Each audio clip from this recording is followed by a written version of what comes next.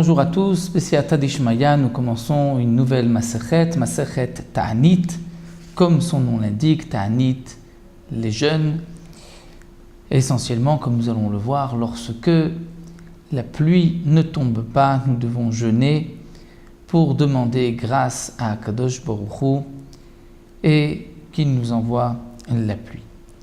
Tout d'abord, la Mishnah reprend, comme nous explique le Barthénora, un enseignement que nous avons vu dans Masechet Rosh Hashanah, qui était la Masechet précédente. Nous avons vu dans le premier Pérec que à Sukkot, Nidonin Alamaim, nous sommes jugés sur l'eau. C'est-à-dire que c'est à Sukkot qu'Akadosh Baruch Hu va décider combien de pluie nous allons recevoir tout au long de l'année. Les Chachamim ont institué que dans la Tfila, dans la prière, nous devons d'abord mentionner la pluie dans notre Tfila Mashiv Aruach Umorid Geshem. On loue à Kadosh Baruch Hu qui Mashiv Aruach fait souffler le vent et fait tomber la pluie en hiver, alors qu'en été on dira juste Morid Atal qui fait tomber la rosée. Et nous devons aussi dans les Berachot, dans la Birkat Hashanim, la bracha sur l'année, demander les pluies sous cette forme Veten tal ou matar livracha, et de nous, de la rosée et de la pluie livracha en bénédiction. Donc la Mishnah commence et nous dit mais matai, à partir de quand? Mazkirin, on va mentionner Gvurot keshamim, les forces des pluies, étant donné que les pluies tombent avec force et que la pluie est une des forces entre guillemets d'Akadosh Baruch Hu, comme on le voit dans le Pasuk, c'est pour cela que les pluies sont appelées Gvurot Geshamim. La Mishnah pose la question à partir de quand on va mentionner dans la Tfila Mashiv Aruach Umorid Geshem. C'est avant de demander, on ne demande pas encore, juste on mentionne. Rabbi Eliezer Omer. La Mishnah nous rapporte une marloquette. Rabbi Eliezer lui dit Miyom Tov Arishon Shel Chag.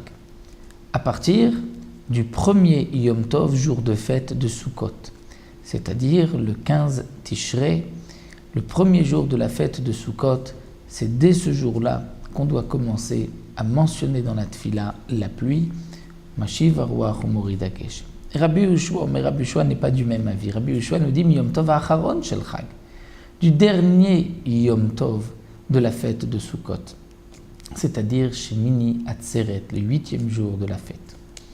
Amarlo Rabbi Yehoshua dit à Rabbi Eliezer, puisque nous savons que si la pluie tombe au milieu de la fête de Sukkot, lorsque nous devons manger dans la soukha, ce n'est pas un bon signe, c'est même signe de malédiction.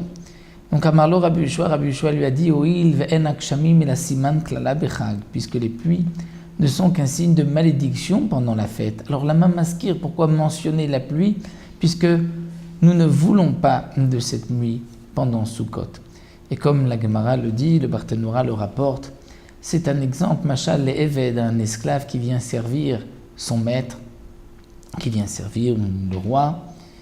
Il lui apporte un verre et son maître, le roi, prend le verre et lui envoie à la figure, en verse sur sa tête, c'est-à-dire je ne veux pas de ton verre. Donc de même à Sukkot, nous devons manger dans la soukha, en dehors de la maison. Il n'y a pas de toit, si ce n'est le srach, le feuillage, mais la pluie peut passer à travers. Si au moment de Sukkot il pleut, c'est comme si Chas v'Shalom Akadosh Baruch Hu nous dit je ne veux pas de votre mitzvah. Donc Rabbi Yehoshua argumente à Rabbi Eliezer et lui dit, puisque les pluies c'est un siman klala, c'est une malédiction pendant la fête, alors pourquoi mentionner dès le début de la fête que Akadosh Baruch Hu fait tomber la pluie? Amarlo Rabbi Eliezer lui répond, Afani lo amarti lishol el aleaskir, je n'ai pas dit de demander encore. Ce n'est pas encore le moment de demander la pluie, c'est juste de mentionner la pluie, de dire Mashiv Aruach Umorid Geshem be'onato, c'est-à-dire qu'Akadosh Baruch Hu fait souffler le vent, fait tomber la pluie be'onato en son temps. Pas aujourd'hui, pas pendant la fête, mais après la fête. Amarlo, alors Rabbi Yehoshua lui dit Imken leolam yeh maskir, si le fait de mentionner peut se faire même pendant la fête de Sukkot, parce que tu dis je mentionne mais je ne demande pas. Alors pourquoi en été on ne mentionnerait pas non plus qu'Akadosh Baruch Hu fait tomber la pluie en son temps, c'est-à-dire en hiver? Donc tu vois bien que puisqu'en été on ne mentionne pas dans la tfila la pluie, on ne dira pas Mashiv Ruach Umorid Geshem, c'est que lorsque ce n'est pas le moment de la pluie, on ne mentionne pas non plus. Et donc, c'est pour cela que d'après Rabbi Yoshua, c'est uniquement à partir du dernier jour de la fête de Shmini Atzeret qu'on mentionnera Mashiv Ruach Umorid Geshem. Donc dans cette première Mishnah, nous avons vu digne de mentionner dans le début de la Tfila, dans les 3 premières bénédictions qui sont des louanges, puisque la Tfila est composée de 3 parties. La première partie des louanges, la partie intermédiaire les demandes, et la 3e partie les remerciements. On remercie Akadosh Baruch Hu de tout ce qu'il nous a donné. Donc mentionner Mashiv Ruach Umorid Geshem, c'est dans la première partie, lorsqu'on loue Akadosh Baruch Hu, on dit tu es aussi puissant et tu fais tomber la pluie. Donc ça c'est le premier din de la Mishnah. Nous verrons par la suite à partir de quand on doit demander, prier pour la pluie. Ça c'est ce que nous étudierons dans la Mishnah qui suit.